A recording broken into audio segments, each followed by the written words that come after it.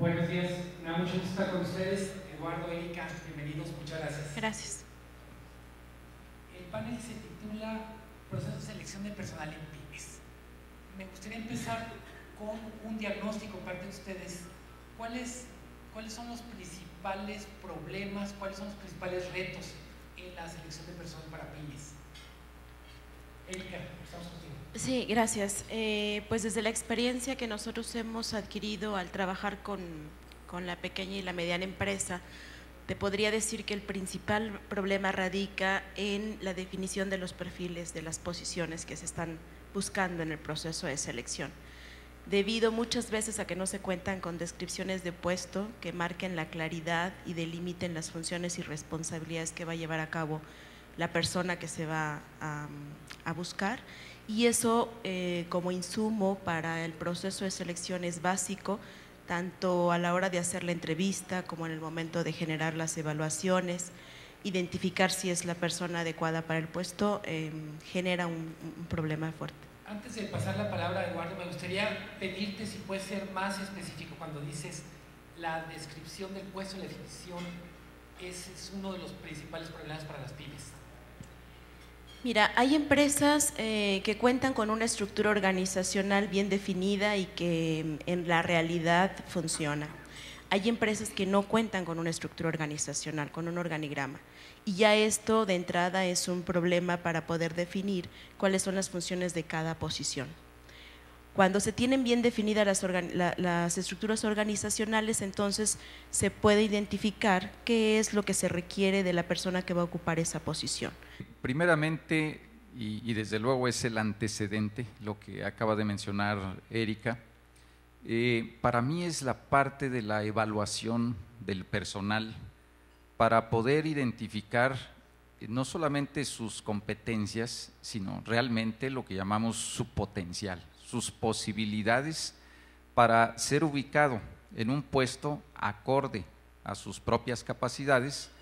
Y como esto lo podemos poner como un símil en términos de que son los insumos para la organización, en términos de gente, nosotros tenemos que cuidar la calidad de esos insumos, es decir, tenemos que incorporar a la organización solamente aquellas personas que tengan las posibilidades de desempeñar los puestos acorde a la descripción, a la definición de las funciones, pero también identificando lo que mencioné como el potencial, es decir, qué personas realmente tienen la posibilidad de ocupar y desempeñar un puesto actualmente, pero también de poder continuar cubriendo, desempeñándose en otros puestos de mayor responsabilidad a lo largo del tiempo en las organizaciones. Yo creo, pero creo en términos de creencia, ¿sí? Yo creo en que la intuición la podemos seguir utilizando siempre y cuando la vayamos validando.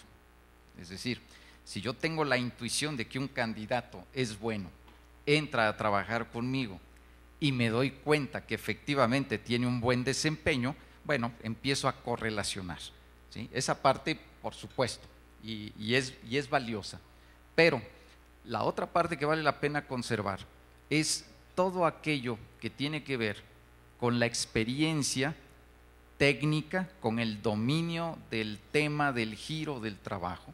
¿A partir de qué tamaño y qué características tiene una pyme a la cual es más útil aprovechar este apoyo?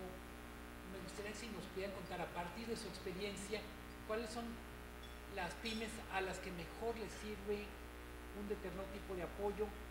¿Cuál es el tamaño mínimo?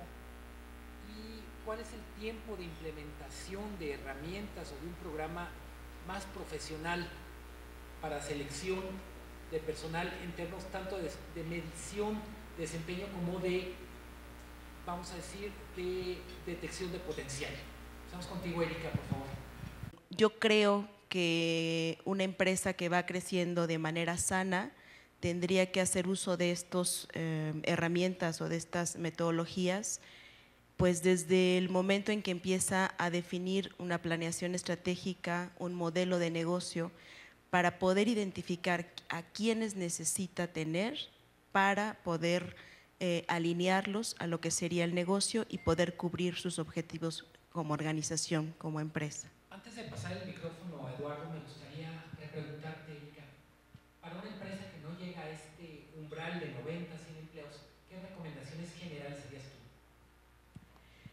Mira, justamente pensando en esa población, ADECO como experto en recursos humanos ha decidido abrir este programa de desarrollo PYME, donde lo que hace es poner al servicio algunos productos que tenemos en disposición para las empresas en términos de evaluación.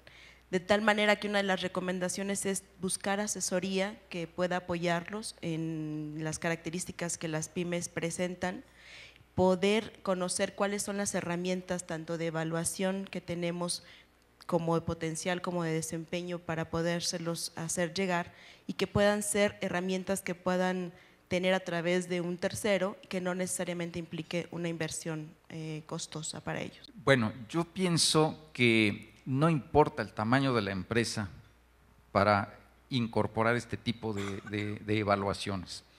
Inclusive, empresas micro, vamos a decir de menos de 10 empleados, yo ahí es donde vería todavía hasta mayor necesidad de allegarnos de estas herramientas de evaluación. ¿Por qué? Porque una persona representa el 10% de la organización.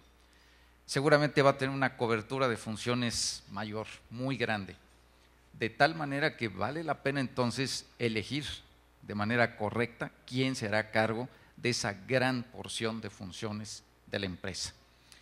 De la misma forma, en empresas de mayor tamaño, se empieza a especializar mucho más y entonces en ese momento no es suficiente el sentido común y lo que creemos que debemos hacer para evaluar a una persona, sino echar mano de herramientas más focalizadas que nos brinden información seguramente más profunda para identificar los aspectos que hemos señalado. En términos generales diría también que existe una gran cantidad de herramientas. No es necesario en todos los casos que exista una persona que se tenga que especializar dentro de la empresa. Si la hay, excelente, porque se sabrá manejar de mejor manera todos esos instrumentos, pero efectivamente tampoco puede resultar costeable para algunas organizaciones por su tamaño tener a una persona encargada exclusivamente de hacer estas funciones. El apoyo tanto que existe en universidades, en asociaciones profesionales también, como lo es la parte de las empresas que Erika y yo representamos aquí, está ese soporte para que ustedes lo puedan tener sin necesidad de hacer las inversiones, que en algunas ocasiones la herramienta no necesariamente es cara, pero a veces todo el sistema implementado dentro de su empresa pudiera llegar a serlo.